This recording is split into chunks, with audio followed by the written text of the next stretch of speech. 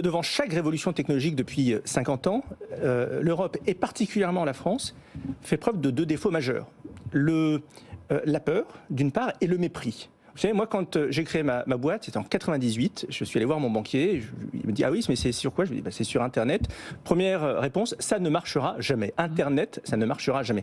On sait ce qui est devenu l'histoire. On sait qu'Orange est arrivé beaucoup plus tard que les autres sur le marché de l'Internet. On se souvient de ce que le patron de Arianespace disait avec mépris de SpaceX et de Elon Musk il y a à peine 10 ans. Il y a des interviews de lui, notamment dans les Échos, où il fait preuve d'une arrogance absolument démesurée. Et puis ça, c'est pour la partie mépris. Et puis la peur. On voit l'intelligence artificielle, on ne la voit pas comme une opportunité, on ne la voit pas comme une possibilité, comme une force de transformation, on la voit comme un risque. Et c'est ce qui fait qu'aujourd'hui, mesdames et messieurs, vous avez par exemple plusieurs intelligences artificielles. Vous avez Sora, l'intelligence artificielle vidéo de OpenAI, qui a été lancée la semaine dernière. On n'y a pas le droit en Europe, interdit. Vous avez Llama 3, qui est le nouveau modèle de langage de Meta, interdit en Europe. Vous avez Apple Intelligence qui devrait être aujourd'hui sur tous vos téléphones Apple, etc.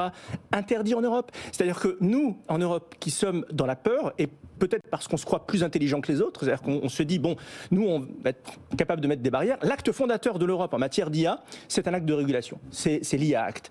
Et pendant ce temps-là, on a des pépites telles que Mistral AI qui sont en train de lever des fonds de manière monumentale et qui sont en train de faire le move vers les États-Unis. Parce que clairement, aujourd'hui, si vous avez un business à lancer dans le domaine de l'IA ou dans le domaine du numérique, un business de grande ampleur, vous n'avez objectivement pas intérêt à le faire en France ni en Europe. Les contraintes réglementaires sont absolument monumentales. Et c'est là où nous avons de grandes raisons d'être en colère. C'est-à-dire que ce que va faire Elon Musk et Donald Trump, ça va être de la dérégulation probablement à outrance. Et ça va permettre aux entrepreneurs d'entreprendre. Ça risque d'aller très vite. Nous, on fait l'inverse.